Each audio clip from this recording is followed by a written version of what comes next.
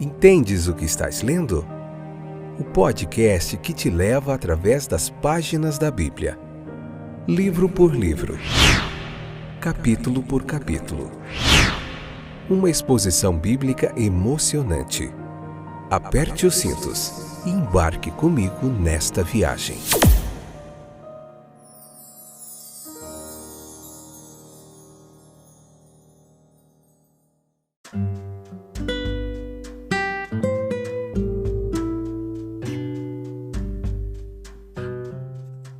Olá, companheiros e companheiras de viagem através das páginas da Bíblia. Eu sou o Fábio.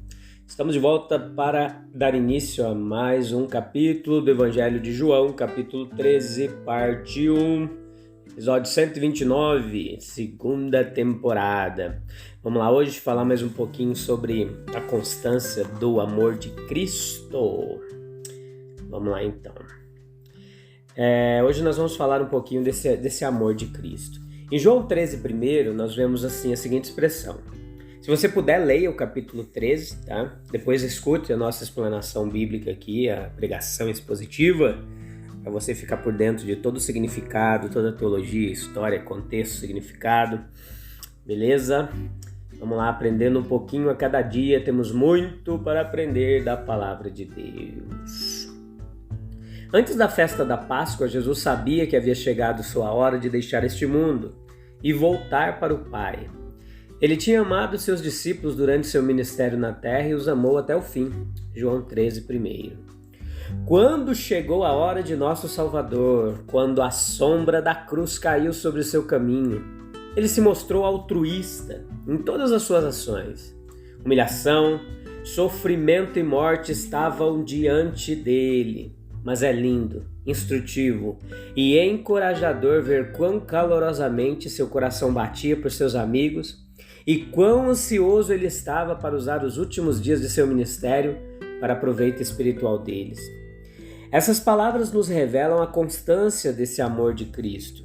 Eles eram seus, ou seja, aqueles que foram chamados e escolhidos por Ele, que foram amados e comprados por Ele, sua própria posse e propriedade. Esses amigos de Jesus eram apegados, devotados a Ele, conformados com seu caráter e participantes em seu espírito.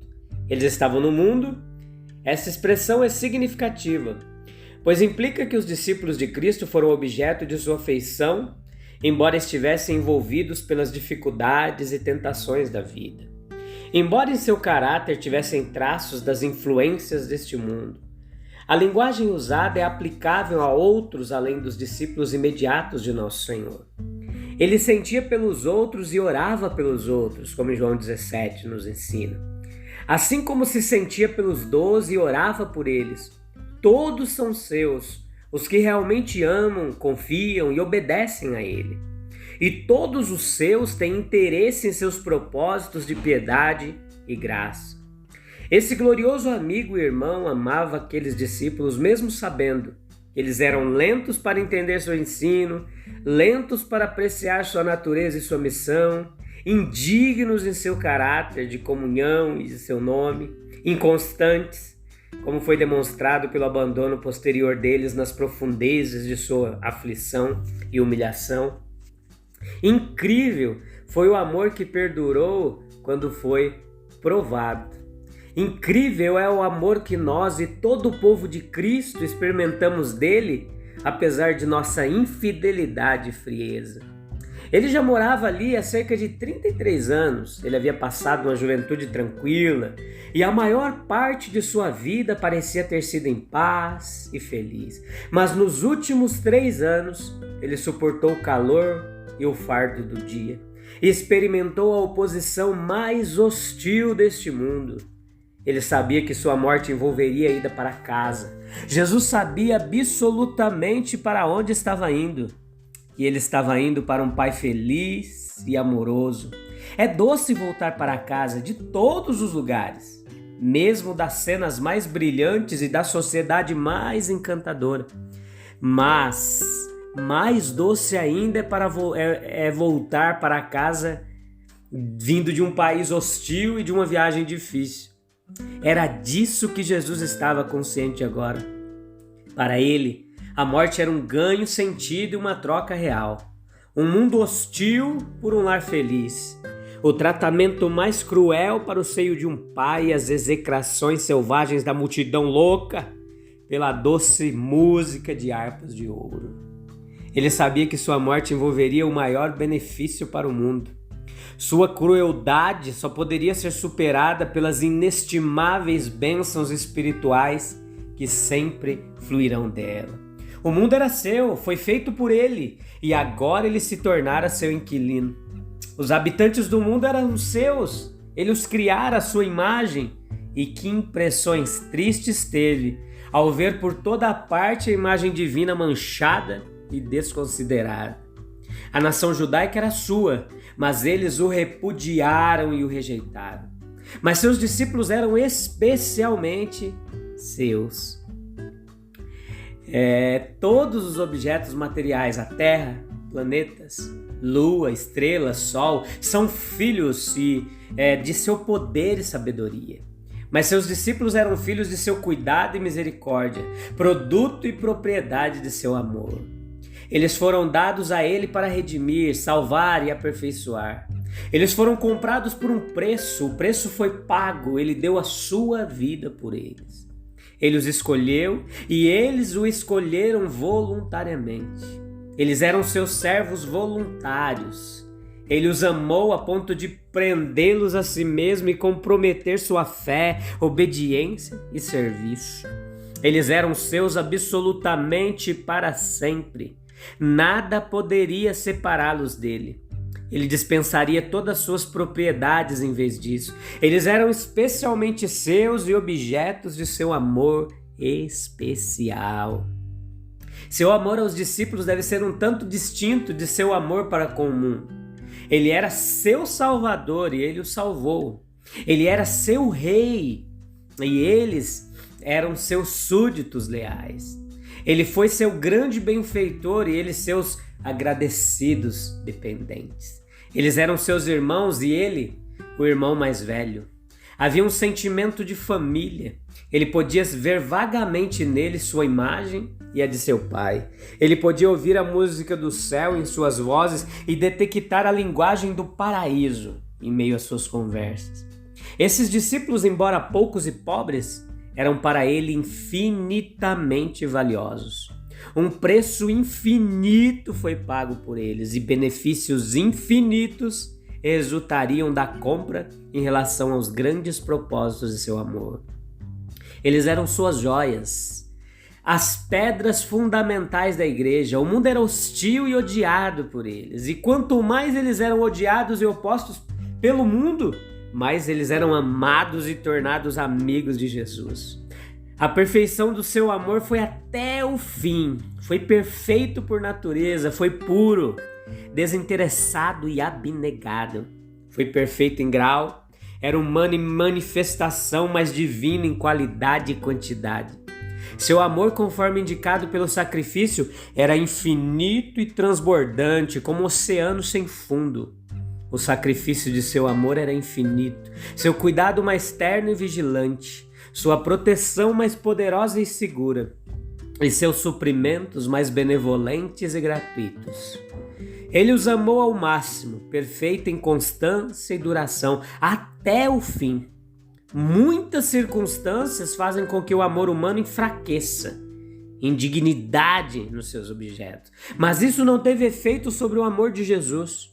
Seus discípulos eram fracos, imperfeitos, um deles o negou e todos o deixaram na hora da prova.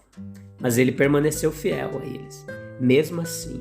Mas isso não tem nenhum efeito depreciativo sobre o amor de Jesus, não. O problema de seus discípulos aumentou seu amor por eles e foi intensificado pelo seu próprio. Na verdade, por causa de seu amor por eles, ele foi crucificado. Ele sabia de antemão que sua morte seria muito cruel. Ainda assim, esse conhecimento, longe de fazer o seu amor esmorecer, tornou-o extremamente heróico e resplandeceu com brilho crescente até em meio à escuridão. A separação trouxe Jesus para mais perto de seus discípulos do que antes. Os braços de seu amor os envolveram na morte e ele os carregou em seu coração.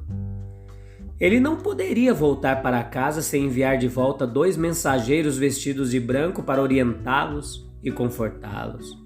A distância entre o céu e a terra só os aproximou. O mordomo-chefe do faraó esqueceu-se de José depois de ser restaurado ao favor real, mas isso estava longe de ser o caso de Jesus. Ele foi exaltado à mais alta posição e glória, mas não se esqueceu de seus amigos terrenos. Ele ascendeu, de fato, para receber presentes para eles e, fiel à sua promessa, pontual ao tempo, enviou de volta a eles o seu Espírito Santo, o maior dom de seu amor e o executor de seu propósito neles. Em meio à música e felicidade do céu, ele não deixará de amar seus amigos até que sua fé esteja completa e o seu caráter aperfeiçoado.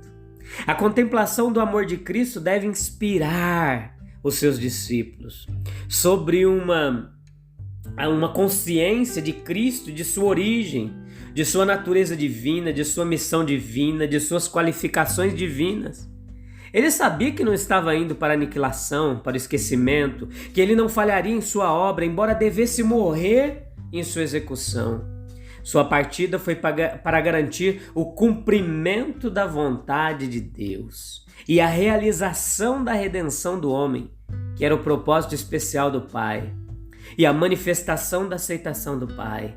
Ele foi a Deus para ser recebido como filho amado de Deus, e ele foi ressuscitado dentre os mortos e levado ao céu para que ficasse evidente a todo mundo que o Pai aprovou sua obra.